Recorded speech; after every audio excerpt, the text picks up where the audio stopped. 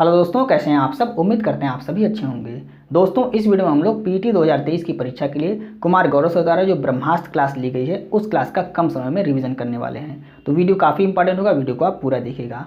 अगर इस क्लास की रिस्पांस अच्छी रहती है तो हम आगे आने वाली सभी ब्रह्मास्त्र क्लास का कम समय में रिवीजन करेंगे।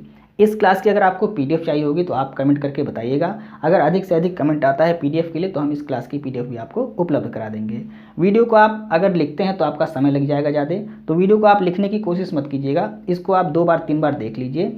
आसानी से आपको सारे जो पॉइंट हैं वो आपके दिमाग में फिट हो जाएंगे। जब आपके ऑप्शन आएंगे परीक्षा में तो जिस ऑप्शन पे आपका दिमाग पहले जाएगा वही आपका राइट आंसर हो जाएगा, तो उस पर आप पहले क्लिक कर दीजिएगा। अगर आप लिखते हैं तो आपका समय ज़्यादा लगेगा। यहाँ पर तेज़ी से हम लोग आगे बढ़ने वाले हैं। और आपसे एक रिक्वेस्ट है कि इस क्लास को आप डाउनलोड करके मत देखिएगा, क्योंकि जब आप डाउनलोड करते हैं तो फिर वीडियो का इंप्रेशन कम हो जाता है, और जब इंप्रेशन कम हो जाता है तो वीडियो आगे यूट्यूब भेजता नहीं है। जब यूट्यूब भेजेगा नहीं तो व्यू नहीं आएगा, और इतनी मेहनत से अगर वीडियो बनाई जाती है उस पर व्यू नहीं आता है तो आगे कंटिन्यू करने का फिर मन नहीं करता है। तो बस आपसे एक ही रिक्वेस्ट है कि आप वीडियो को डाउनलोड करके मत देखिएगा। वीडियो को आप देखिए, 1 बार 2 बार वीडियो को देख लेंगे तो सारे प्रश्न आपको आसानी से याद हो जाएंगे। कमेंट करके अगर आप कहते हैं तो आपको कमेंट भी करते हैं तो पीडीएफ आपको उपलब्ध करा दी जाएगी। तो आइए हम इस वीडियो को स्टार्ट करते हैं।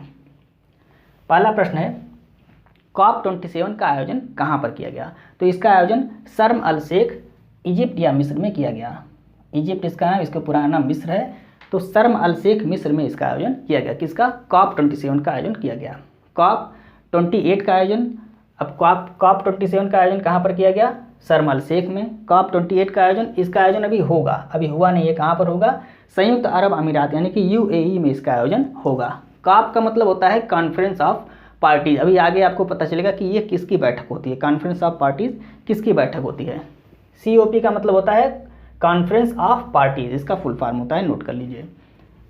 कॉप 1 की बैठक कहाँ पर हुई थी? बर्लिन में हुई थी। कब हुई थी? 1995 में कॉप 1 की बैठक हुई थी। कॉप 15 का आयोजन कहाँ पर किया गया? मॉन्ट्रियल कनाडा में इसका आयोजन किया गया था। किससे संबंधित है? जलवायु परिवर्तन से संबंधित है, यह भी आपको याद रखना है। नेक्स्ट है मॉन्ट्रियल प्रोटोकॉल। मॉन्ट्रियल प्रोटोकॉल कहाँ पर हुआ था? मॉन्ट्रियल कनाडा में हुआ था। कब हुआ था? 16 सितंबर 1987 को मॉन्ट्रियल प्रोटोकॉल हुआ था। किस लिए हुआ था? ओजोन परत के संरक्षण के लिए मॉन्ट्रियल प्रोटोकॉल किया गया था। आपको कमेंट करके बताना है ओजोन दिवस कब मनाया जाता है। ओजोन दिवस कब मनाया जाता है ये आपको कमेंट करके बताना है। अगर इस लाइन को आप देख रहे हैं तो इसी लाइन में आपका आंसर छिपा हुआ है। ओजोन दिवस कब मनाया जाता है आपको कमेंट करके बताना है। नेक्स्ट है पहला पृथ्वी सम्मेलन। पहला पृथ्वी सम्मेलन कहाँ पर मनाया गया? तो इसको रियो में, इसका आयोजन रियो में किया गया, रियो ब्राज़ील में किया गया। कब किया गया? 1992 में इसका आयोजन किया गया।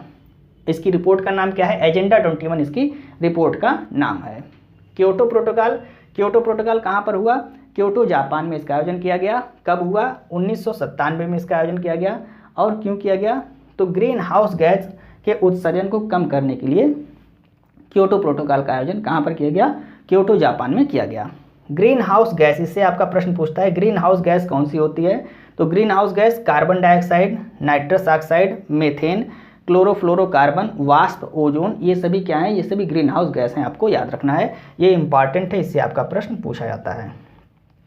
स्टॉकहोम सम्मेलन, ये स्टॉकहोम स्वीडन में हुआ था। कब हुआ था? 1972 में स्टॉकहोम सम्मेलन हुआ था। सतत विकास पर पहला सम्मेलन था और पर्यावरण संरक्षण से संबंधित था। ये सारे पॉइंट आपको याद रखने हैं। नेक्स्ट देखते हैं यहाँ पर विश्व पर्यावरण दिवस। विश्व पर्यावरण दिवस कब मनाया जाता है? 5 जून को मनाया जाता है। इस बार 2023 में होस्ट कंट्री कौन थी? कोटे दी आइवर ये होस्ट कंट्री थी। और 2023 की थीम क्या है? थीम आपसे इस समय पूछा जा रहा है, तो इसको आप याद रखिएगा। थीम क्या है विश्व पर्यावरण दिवस की? सोल्यूशन ऑफ प्लास्टिक पोल्यूशन, ये इसकी थीम है।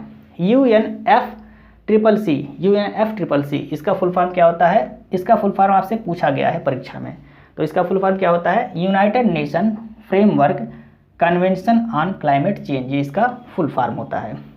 और इसी की जो बैठक होती है उसको क्या कहते हैं? COP कहते हैं, कॉन्फ्रेंस ऑफ पार्टीज। यानी कि UNFCCC की जो वार्षिक बैठक होती है उसको क्या कहते हैं? COP यानी कि कॉन्फ्रेंस ऑफ पार्टीज कहते हैं। तो कॉन्फ्रेंस ऑफ पार्टीज की पहली बैठक कहाँ पर हुई थी? बर्लिन 1995 में हुई थी।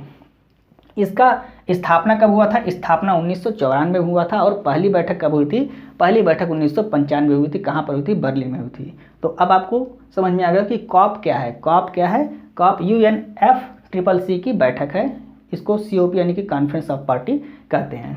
इसका मुख्यालय कहाँ पर है UNFCCC का? वान जर्मनी में इसका मुख्यालय है। IUCN का फुल फॉर्म क्या है? International union for conservation of nation. International union for conservation of nation, ये इसका फुल फॉर्म है। इसकी स्थापना कब हुई? 1948 में इसकी स्थापना हुई और इसका मुख्यालय कहाँ पर है? ग्लैंड, स्विट्जरलैंड में इसका मुख्यालय है। यह रेड डाटा बुक जारी करता है, यह भी आपको याद रखना है। रेड डाटा बुक किसके द्वारा जारी किया जाता है? IUCN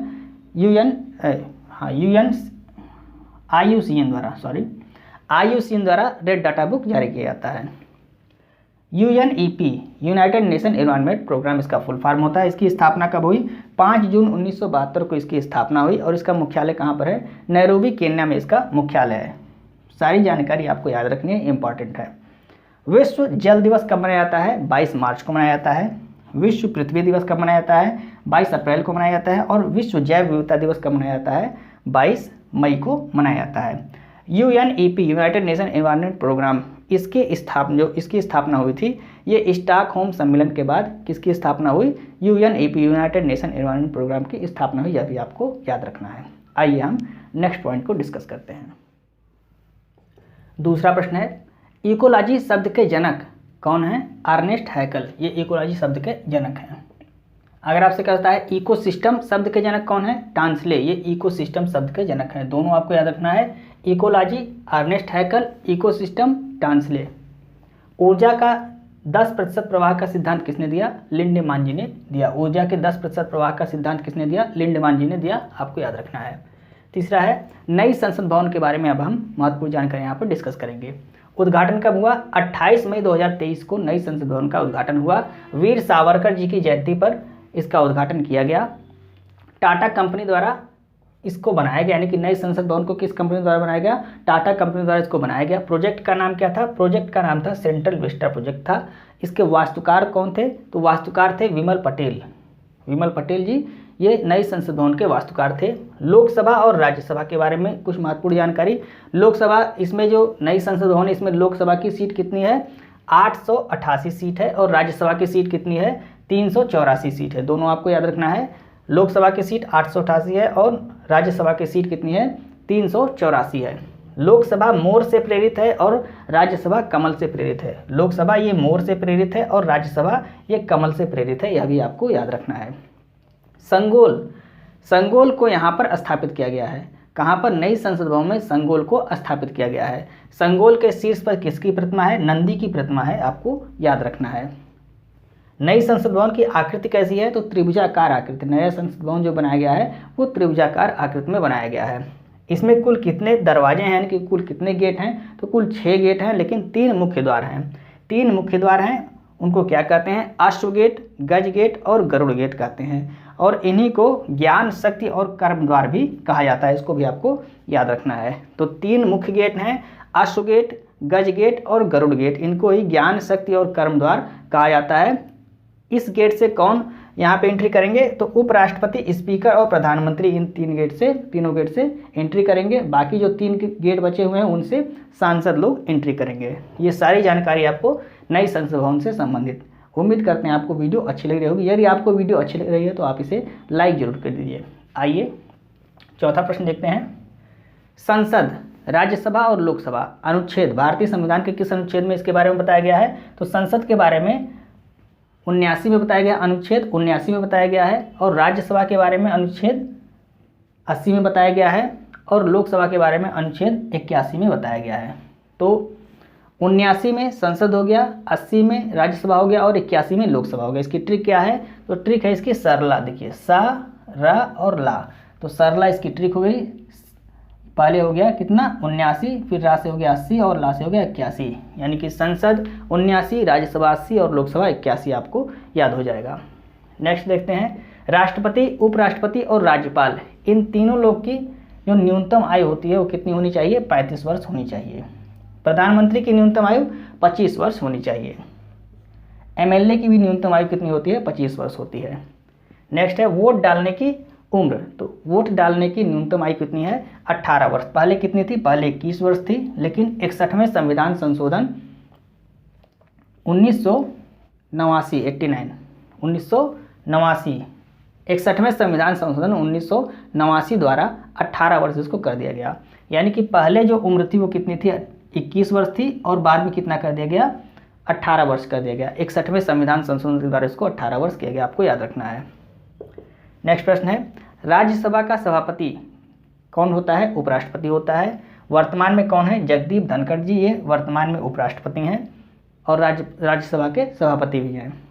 कहाँ के रहने वाले हैं, झुंझुनू राजस्थान के रहने वाले हैं और ये पश्चिम बंगाल के राज्यपाल भी रह चुके हैं। ये सभी पॉइंट आपको याद रखने हैं। नेक्स्ट है, 104वां संविधान संशोधन किससे संबंधित है, तो लोकसभा में जो 2 एंग्लो इंडियन की सीट थी उसको 104वें संविधान संशोधन द्वारा समाप्त कर दिया गया। राज्यसभा की अधिकतम सीट किस राज्य में है, तो उत्तर प्रदेश में है, कितनी है, 31 सीट है। और लोकसभा की भी अधिकतम सीट कहाँ पर है, उत्तर प्रदेश में है, कितनी है, 80 है। ये दोनों भी पॉइंट आपको याद रखना, क्योंकि उत्तर प्रदेश में एग्जाम होने वाला है पीटी का, इसलिए यह इंपॉर्टेंट है। आइए हम नेक्स्ट पॉइंट को डिस्कस करते हैं।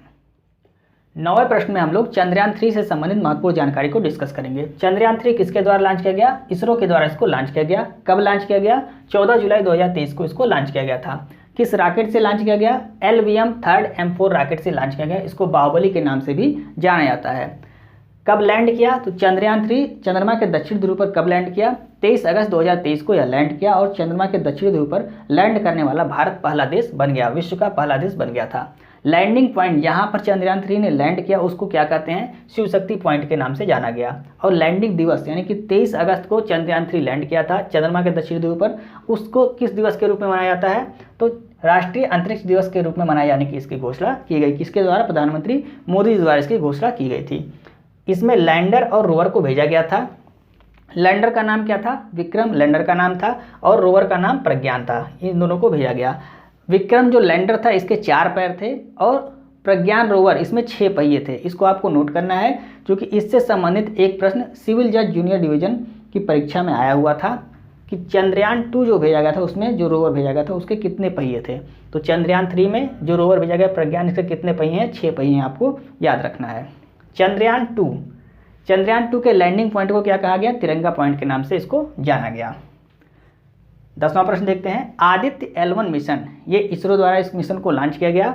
ये भारत का मिशन है और कैसा मिशन है, सूर्य मिशन है, आपको याद रखना है। ये चंद्रमा का मिशन था, ये सूर्य का मिशन है। किस रॉकेट से लॉन्च किया गया, PSLV C-57 रॉकेट से इसको लॉन्च किया गया। कब लॉन्च किया गया, 2 सितंबर 2023 को आदित्य L1 मिशन को लॉन्च किया गया। नेक्स्ट प्रश्न, बौद्ध धर्म से संबंधित महत्वपूर्ण जानकारी को हम यहाँ पे डिस्कस करेंगे। तो महात्मा बुद्ध का जन्म कहाँ पर हुआ, लुम्बिनी में हुआ। बचपन का नाम इनके क्या था, सिद्धार्थ इनके बचपन का नाम था। ज्ञान की प्राप्ति इनको कहाँ पर हुई, तो बोध गया में इनको ज्ञान की प्राप्ति हुई। निरंजना नदी के किनारे और पीपल के वृक्ष के नीचे ज्ञान की प्राप्ति आपको याद रखना है। पहला उपदेश इन्होंने कहाँ पर दिया, सारनाथ में पहला उपदेश दिया, जिसको धम्म चक्र प्रवर्तन के नाम से जाना जाता है। तो पहले उपदेश को धम्म चक्र प्रवर्तन के नाम से जाना जाता है। सर्वाधिक उपदेश कहाँ पर दिया, श्रावस्ती में महात्मा बुद्ध ने सर्वाधिक उपदेश दिया। मोक्ष की प्राप्ति कहाँ पर हुई, कुशीनगर उत्तर प्रदेश में मोक्ष की प्राप्ति हो, इसको क्या कहा गया, इसको महापरिनिर्वाण के नाम से जाना जाता है। वैशाख पूर्णिमा और बुद्ध पूर्णिमा, वैशाख पूर्णिमा या बुद्ध पूर्णिमा इसको कहते हैं। इसी दिन जन्म, ज्ञान और मोक्ष, ये महात्मा बुद्ध को, जो महात्मा बुद्ध थे इनका जन्म भी इसी दिन हुआ, वैशाख पूर्णिमा के दिन। ज्ञान भी इसी दिन प्राप्त हुआ और इनको मोक्ष की प्राप्ति भी इसी दिन हुई। तो इसको आपको याद रखना है।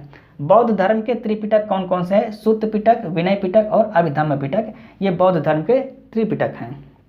बौद्ध धर्म के त्रिरत्न कौन कौन से हैं, बुद्ध धम्म संघ, ये बौद्ध धर्म के त्रिरत्न हैं। बौद्ध धर्म की 4 संगीतियाँ मोस्ट इंपॉर्टेंट हैं।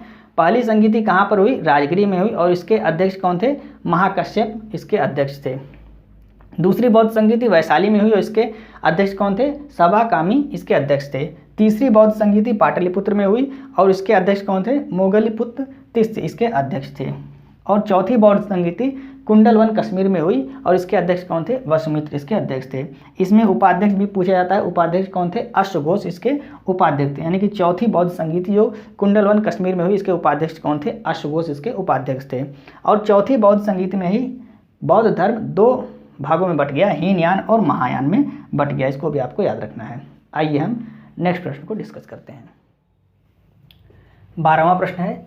इस प्रश्न में हम लोग महत्वपूर्ण वंश और संस्थापक के बारे में डिस्कस करेंगे। हर एक वंश के संस्थापक कौन थे, बिंबिसार थे। सातवाहन वंश के संस्थापक कौन थे? सिमुक थे। राष्ट्रकूट वंश के संस्थापक कौन थे? दंतेदुर्ग थे। चोल वंश के संस्थापक विजयालय थे। पल्लव वंश के संस्थापक सिंह विष्णु थे। मौर्य वंश के संस्थापक चंद्रगुप्त मौर्य थे।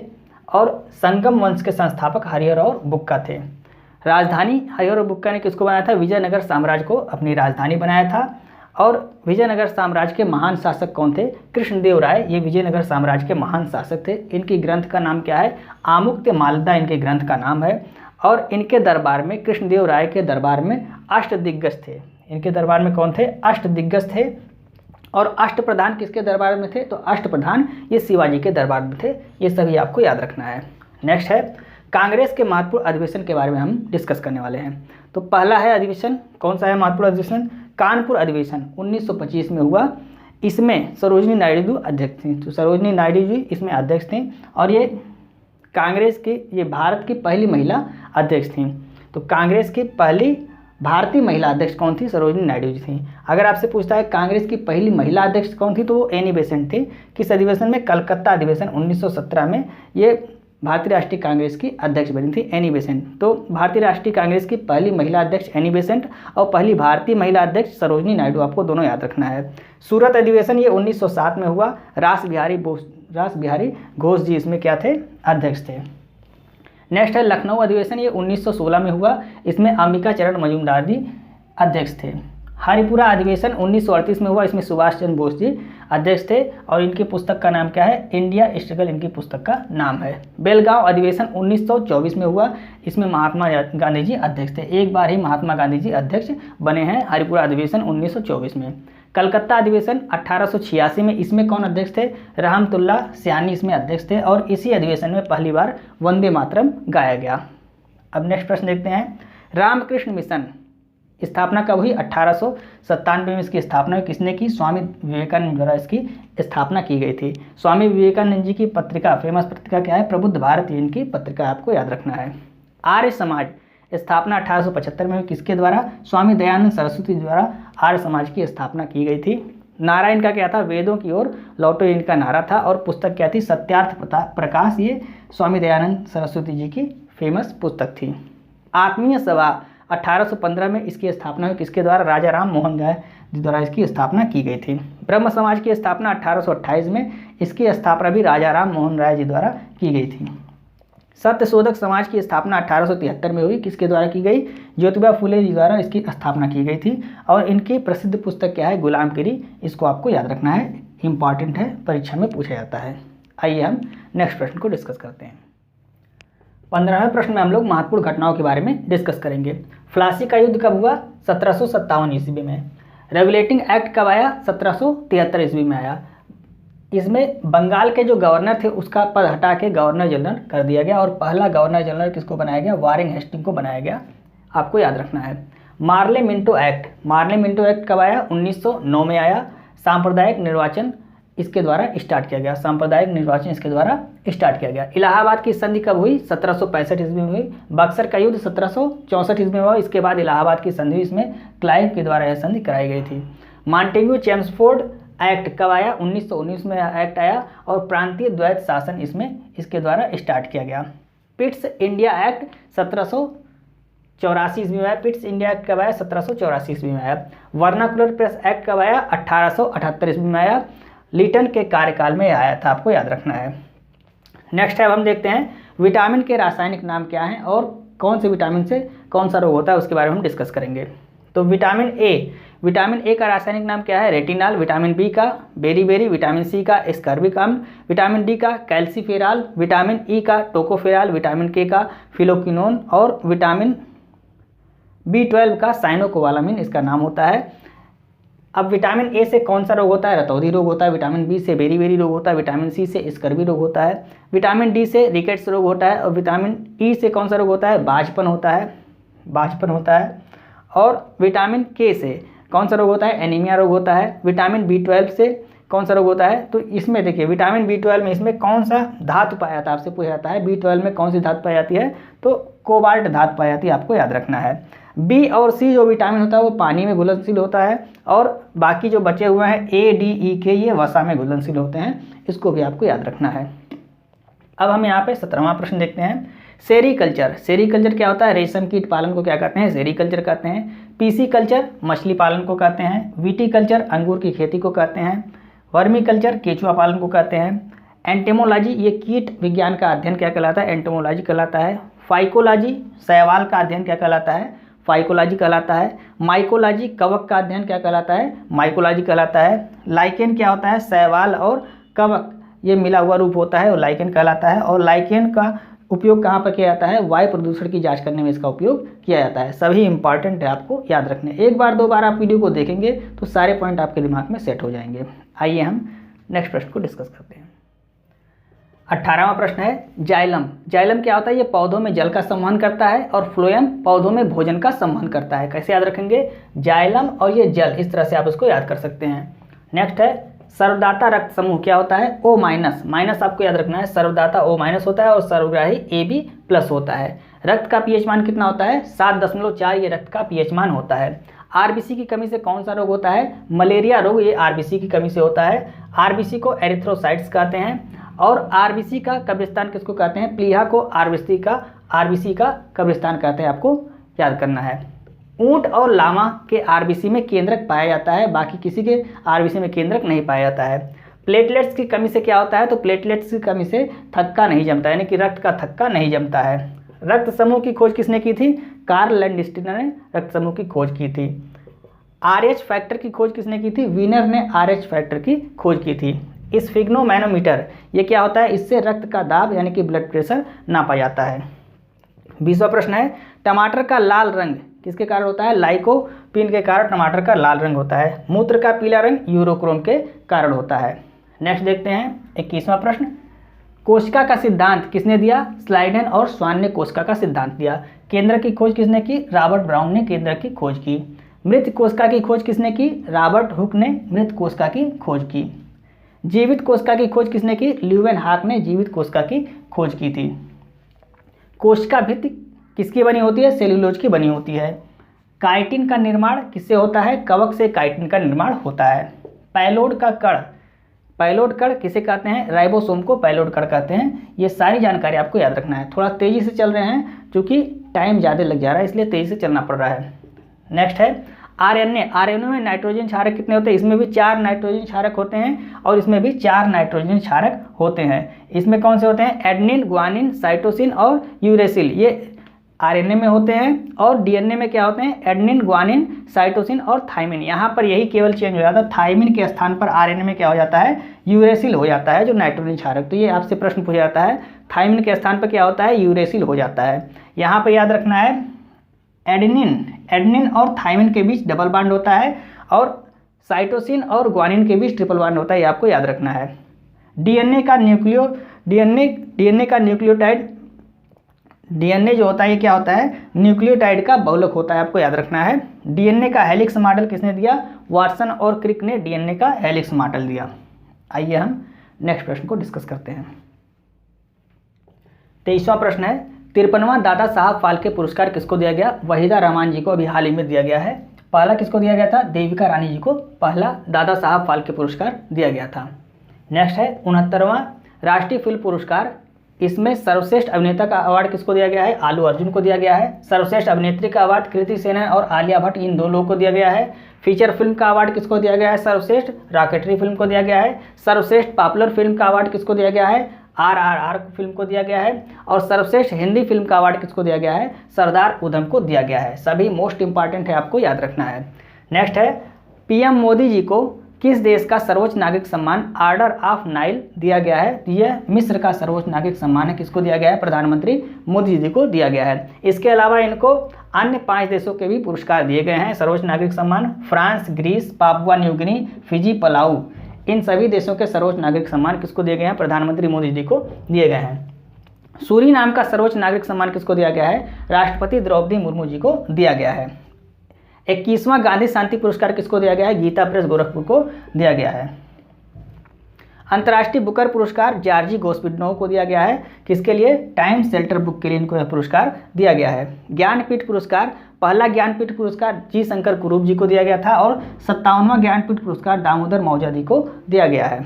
सरस्वती सम्मान पहला हरिवंश राय बच्चन जी को दिया गया था और 32वां अभी हाल ही में किसको दिया गया है, शिवशंकरी जी को दिया गया है। सूर्यवंशम उपन्यास के लिए इनको यह पुरस्कार दिया गया है।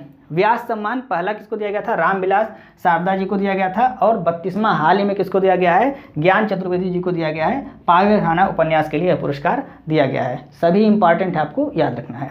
आइए नेक्स्ट प्रश्न देखते हैं। 32वां प्रश्न है, शतरंज विश्व कप 2023 का आयोजन कहाँ पर किया गया, बाकू अजरबैजान में इसका आयोजन किया गया।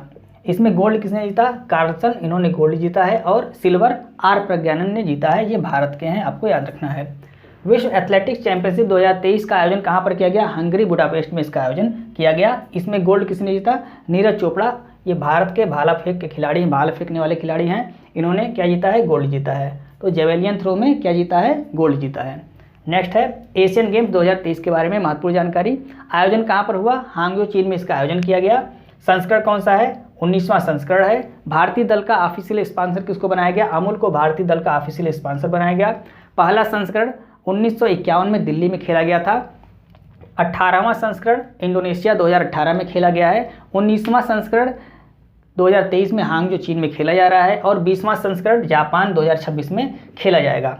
9वां संस्करण 1982 में दिल्ली में खेला गया था। भारत में अब तक 2 बार इसका आयोजन किया गया है। किसका, एशियन गेम्स का आयोजन भारत में 2 बार किया गया है, 1982 में और 1951 में।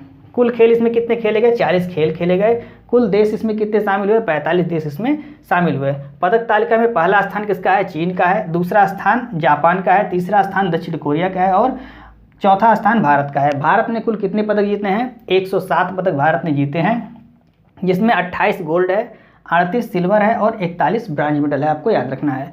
चीन ने कुल 201 गोल्ड जीते हैं और पहले स्थान पर है। भारतीय दल के ध्वजवाहक समापन कार्यक्रम में PR श्रीजेश थे, ये हॉकी के गोलकीपर हैं। ये समापन कार्यक्रम में ध्वजवाहक थे और जो शुरुआत हुआ था उसमें ध्वजवाहक कौन थी, लवलीना बोरगोहन, ये बॉक्सिंग की खिलाड़ी हैं। और हरमनप्रीत सिंह, ये हॉकी के खिलाड़ी हैं। ये लोग क्या थे, ये शुरुआत में ध्वजवाहक थे और समापन में ध्वजवाहक कौन है, PR श्रीजेश, आपको याद रखना है। नेक्स्ट है ICC विश्व कप 2023 के बारे में जानकारी। संस्करण कौन सा है, 13वां संस्करण है। आयोजन कहाँ पर किया गया, भारत में इसका आयोजन किया गया। शुभंकर कौन है, क्रिप्टोवर्स इसका शुभंकर है। मेल के लिए ब्लेंज और फीमेल के लिए टोंक, आपको ये दोनों याद रखना है। ब्रांड एम्बेसडर कौन है, शाहरुख खान ब्रांड एम्बेसडर हैं। ग्लोबल एम्बेसडर किसको बनाया गया है, सचिन तेंदुलकर को ICC विश्व कप 2023 का ग्लोबल एम्बेसडर बनाया गया है। भारत में कौन कौन से उसका सम्मेलन का आयोजन किया गया, तो SCO 2023 का आयोजन भारत में किया गया है। ICC विश्व कप 2023 का आयोजन किया जा रहा है। 5वें काफ़ी सम्मेलन का आयोजन भी भारत में किया गया है। पहली बार G20 2023 का आयोजन भारत में किया गया है। हॉकी विश्व कप 2023 का आयोजन भारत में किया गया है। ये सभी आयोजन भारत में किए गए हैं, भारत इनका होस्ट रहा है। आइए हम नेक्स्ट प्रश्न को डिस्कस करते हैं। 36वां प्रश्न है, G20 2023 का आयोजन कहाँ पर किया गया, भारत में इसका आयोजन किया गया। संस्करण कौन सा था, 18वां संस्करण था। नवीनतम सदस्य इसमें किसको बनाया गया, अफ्रीकन यूनियन को इसमें नवीनतम सदस्य बनाया गया। इसमें कुल अफ्रीका के 55 देश शामिल हैं और इसका मुख्यालय कहाँ पर है, अदिस अबाबा, जो इथियोपिया की राजधानी है, ये इसका मुख्यालय है। पहले इसमें 19 देश और एक यूरोपीय यूनियन शामिल था। अब इसमें एक और संगठन शामिल हो गया, उसका नाम है अफ्रीकन यूनियन। शेरपा कौन है G20 2023 के, तो G20 2023 के शेरपा अमिताभ कांत थे, आपको याद रखना है। थीम क्या थी इसकी, थीम थी one earth one family one future, है इसकी थीम थी। G20 2022 का आयोजन कहाँ पर किया गया, इंडोनेशिया में इसका आयोजन किया गया था, ये 17वां संस्करण था। और G20 2024 का आयोजन कहाँ पर किया गया, ब्राज़ील में इसका आयोजन किया जाएगा, ये 19वां संस्करण होगा। अब हम ग्रैंड स्लैम 2023 के बारे में यहाँ पे कुछ महत्वपूर्ण जानकारी डिस्कस करते हैं। चारों ग्रैंड स्लैम का आयोजन हो चुका है। पहला कौन सा है, ऑस्ट्रेलियन ओपन, उसके बाद फ्रेंच ओपन, विंबलडन ओपन और उसके बाद US ओपन, तो सभी का आयोजन हो चुका है। इसमें ऑस्ट्रेलियन ओपन में मेल का विजेता कौन है, नोवाक जोकोविक, ये सर्बिया के रहने वाले हैं। और फीमेल में विजेता कौन है, आर्ना सबलिंका, ये बेलारूस की रहने वाली हैं। फ्रेंच ओपन में मेल विजेता कौन है, इसमें भी नोवाक जोकोविच हैं। और फीमेल में कौन है, ईगा स्विएटेक, ये पोलैंड की रहने वाली हैं। विंबलडन ओपन में मेल में कौन है, कार्लोस अल्कराज हैं, ये स्पेन के रहने वाले हैं। और फीमेल में विजेता कौन है, मार्केत आद्रोसोवा, ये चेक गणराज्य की रहने वाली हैं। US ओपन में नोवाक जोकोविच इसमें भी विजेता रहे हैं मेल में, और फीमेल में कोको गाफ, ये अमेरिका की हैं। ये इंपॉर्टेंट है, आपको याद रखना है। अभी हाल ही में इसका आयोजन किया गया है US ओपन का, तो इसमें भी नोवाक जोकोविक, ये सर्बिया के रहने वाले हैं, ये विजेता रहे हैं। और फीमेल में कोको गाफ, ये विजेता रही हैं, ये अमेरिका की रहने वाली हैं। नोवाक जोकोविक आपके ऑस्ट्रेलिया में, फ्रेंच में और US ओपन, इन तीनों में विजेता रहे हैं, आपको याद रखना है। तो ये थी ब्रह्मास्त्र क्लास की पहली क्लास। उम्मीद करते हैं आपको वीडियो अच्छी लगी होगी। यदि आपको वीडियो अच्छी लगे तो आप इसे अपने दोस्तों को जरूर शेयर करें और वीडियो को लाइक और सब्सक्राइब करना ना भूलें। थोड़ा सा तेज़ी से इस सभी जितने भी यहाँ पे प्रश्न थे उनको पढ़ाया गया है, क्योंकि कंटेंट ज़्यादा थे इसलिए तेज़ी से इसको पढ़ाना पड़ा। उम्मीद करते हैं आपको वीडियो अच्छी लगी होगी। यदि आपको वीडियो अच्छी लगी तो आप कमेंट करके जरूर बताइए कि आपको वीडियो कैसी लगती है। मिलते हैं नेक्स्ट वीडियो में। जय हिंद।